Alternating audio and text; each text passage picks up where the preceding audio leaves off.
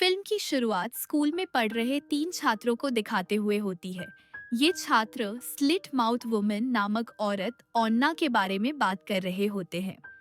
उसी दौरान उनकी टीचर क्योको वहां आती है जब वे यह चर्चा कर रहे होते हैं और टीचर उनसे कहती है कि अब घर चले जाओ। सभी छात्र वहां से निकलने लगते हैं। तभी वहां भूकंप आ जाता है। फिर एक औरत को देखा जाता है जो एक केबिन से बाहर निकलती है। वह एक नकाब पहने औरत थी जिसके लंबे बाल थे और हाथ में कैंची थी। उसका रूप रहस्यमयी लग रहा था। फिर उसी स्कूल का पुरुष अध्यापक नोबोरू वहां आती है। नोबोरू को एक आवाज सुनाई देती है जो पूछ रही होती है, क्या मैं खूबसूरत हूँ? फिर वे तीन बच्चे दिखाए जाते हैं जो उस औरत ओन्ना को ढूंढने के लिए वहां आए थे।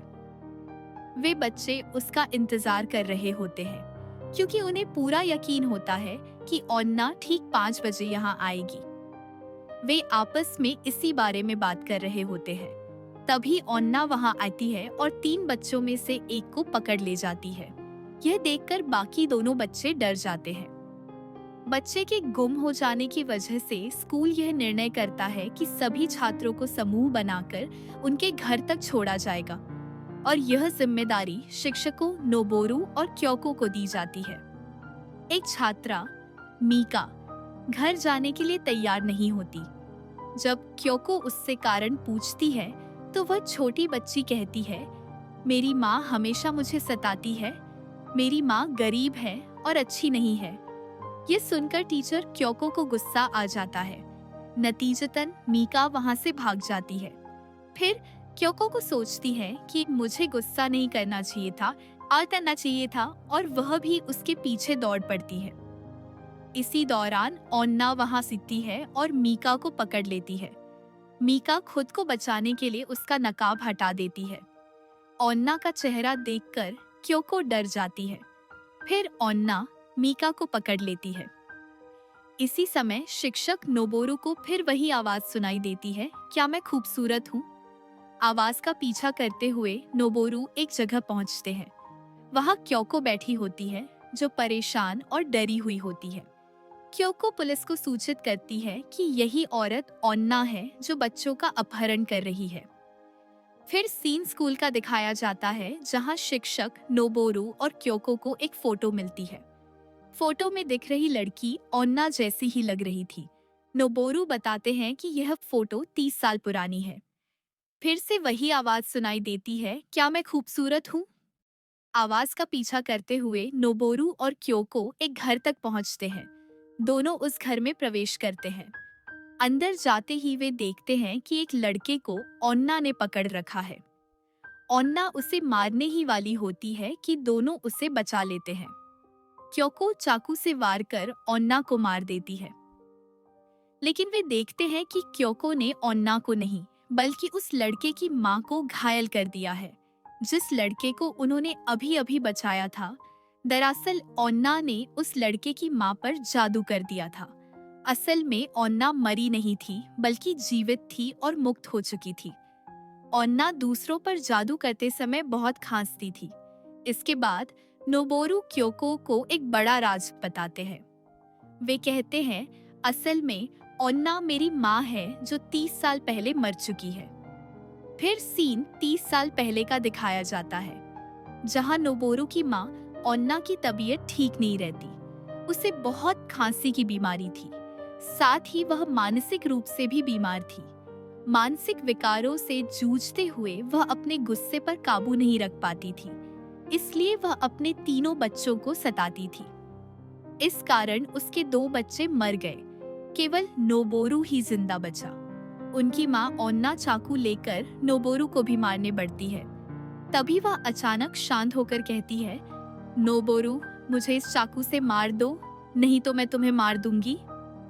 लेकिन नोबोरू साफ मना कर देता है और रोने लगता है कि मेरी माँ ऐसा कैसे कह सकती है।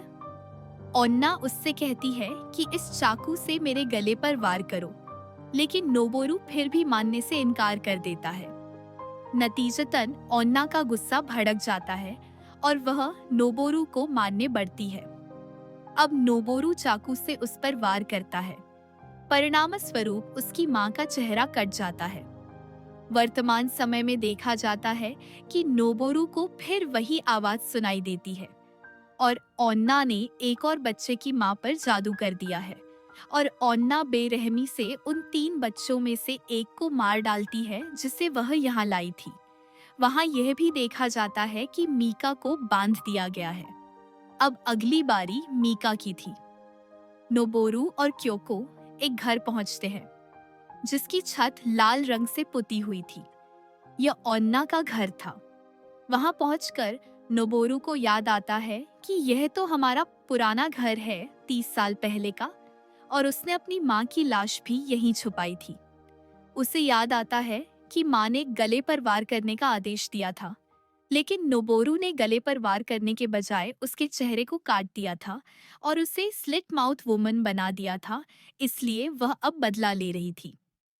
दोनों शिक्षक नोबोरू और क्योको मीका को बेसमेंट में ढूंढते हैं। वे लौटने ही वाले होते हैं कि तभी ओन्ना अपने बेटे नोबोरू पर हमला कर देती है। फिर वह मीका की ओर बढ़ती है। क्योको फिर से उसके गले पर वार करती है। उन्हें लगता है कि ओन्ना मर चुकी है। तभी मीका की माँ वहां पहुंच जाती है जो अपनी बेटी को ढूंढने आई थी। ओन्ना उस पर भी जादू कर देती है। यह सब गले पर वार करने की वजह से हुआ था। ओन्ना की जान तभी जा सकती थी अगर उसका बेटा नोबोरू उसे मार देता। मीका की माँ जो जादू के वश में थी, अपनी ही बेटी को मारने बढ़ती है। तभी नोबोरू पीछे से उस पर हमला कर देता है। इस बार वह उसकी गर्दन काट देता है। इस झगड़े में नोबोरू बुरी तरह घायल हो जाता है। वह क्योको और मीका से कहता है कि तुम दोनों बाहर निकल जाओ। दोनों सही सलामत बाहर आ जाते हैं। फिर एक बड़ा भूकंप आता है और वह घर ढह जाता है। कुछ दिन बाद दिखाया जाता है कि क्योको अपनी बेटी से मिलने आती है और उससे माफी मांगती है, क्योंकि क्योको भी अपनी बेटी को सताया करती थी। दोनों माँ बेटी गले लग जाती हैं। तभी क्योको को खांसी आने लगती है, क्योंकि उस पर भी ओन्ना का जादू हो चुका था। इसके साथ ही फिल्म समाप्त हो जाती है।